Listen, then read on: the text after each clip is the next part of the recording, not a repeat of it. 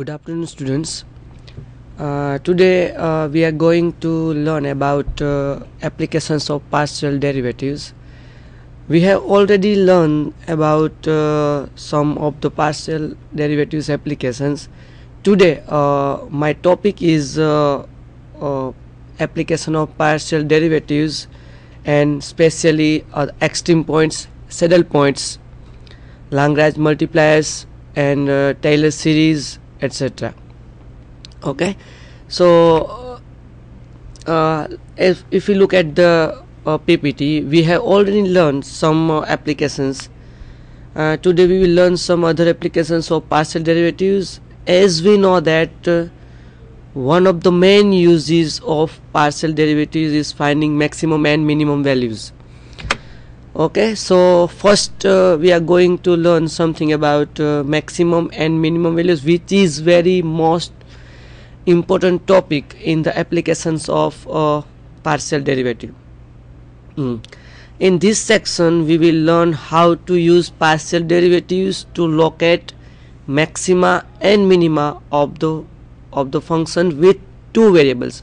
We have already learned maxima and minima for the single variable, right, in the diploma level. So this is the same idea but for the two variables. Maximum and minimum values, we also said that it is extreme values for any functions. So before we start the maximum and minimum values, I want to tell you one thing, that there is two kind of maximum and minimum values. First is local maximum and local minimum values. Second is absolute maximum and absolute minimum values. So we need to understand what is the difference between local maximum and absolute maximum, local minimum and absolute minimum. First, if we look at the PPT and the graph, there is hills and valleys in the graphs. There is two hills and two valleys in the graph shown in the PPT, right? So there are 2 points AB where f has a local maximum, that means the function has a larger value than the any other near point xy for the function, right? So this is the value of function at the point AB, is called a local maximum value, right? The larger of these two values, there are two local maximum we can see in the graph, right? So both are called local maximum values. Okay, so note that there is more than one local maximum or local minimum will be available in the any graph. Okay, so there is we can see that it's two maximum point AB where the function's value is maximum, and so between these two maximum values, the larger one is called the absolute maximum value. So for any function, absolute maximum value is fixed and a unique value, right? And where the local maximum value is not unique, we can find more than one local maximum values. In this graph, the larger value we can see, and I also locate that is the absolute maximum, and the second one in the left hand side is the local maximum values. Okay, next, in the same way, there is 2 point A and B in the graph there where the function has a minimum value, so where function of AB is smaller than nearby values, and the same way the smaller of these two values is called absolute minimum values. So I have also located in the graph there is a absolute minimum values. So what is the main difference between absolute maximum absolute maximum and local maximum, and absolute minimum and local minimum. First, mind that local maximum value of the function is the maximum, but where the all the points xy is nearby the point AB, right? While the absolute maximum, there is the f of AB is the maximum for any other xy which is belongs to domain of the function. So this is the main idea of absolute maximum and absolute minimum and the local maximum minimum. Now after this kind of understanding, let us see the definition of local maximum value. Okay, in the PPT we can saw that a function of two variables has a local maximum at the point AB if value of f at xy is less than or equal to value of at AB when xy is nearer to AB. Note that here xy, value of xy is nearer to point AB. This means the function xy is less than or equal to function AB for all points where xy is some disk with the center point AB, and the value of function at the point AB is called local maximum value. Okay, so here the main thing is for the local maximum is the xy is in some disk with center AB. That means xy is nearer to point AB. This is the main key difference between local maximum and absolute maximum, where in absolute maximum we will see that in absolute maximum xy is belongs to any point from the domain. Okay, next same thing, same definition we can give for the local minimum value. F of xy is greater or equal to f of AB when xy is nearer to AB. Then f has a local minimum at AB, and value of function at the point AB is local minimum value. Here also the main difference between local minimum and absolute minimum is here the point xy. Here the point xy is in the nearer to point AB. That means in the disk of with the center AB.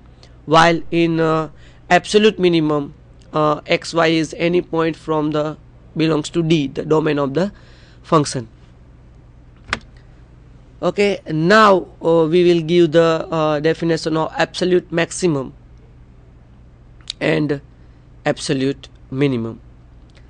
If the inequalities in definition 1 hold for all points, as I told you, that holds for all points xy in the domain of f, then f has an absolute maximum or absolute minimum at AB. Which inequalities? If I go back, then the first inequality is f of xy is less than or equal to f of AB for the maximum, and f of xy is greater or equal to f of AB for the minimum value. If these two inequalities hold for all points xy in the domain of f, then f has absolute maximum or absolute minimum at the point AB. Okay, let's look at one theorem which is quite important to find maximum and minimum values.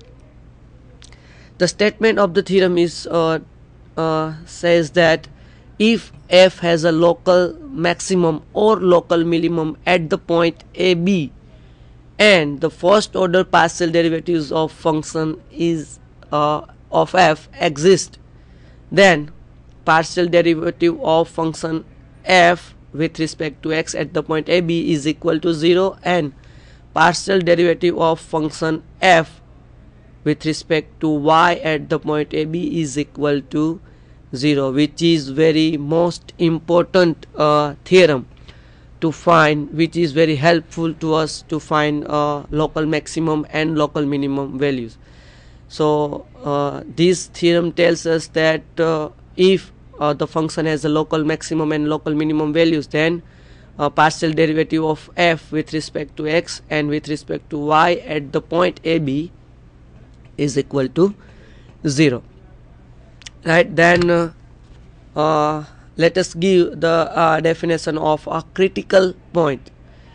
What does we mean by the critical point? A point AB is called a critical point or stationary point of f if either, as we told, that partial derivative of f with respect to x and with respect to y at the point AB is equal to 0, or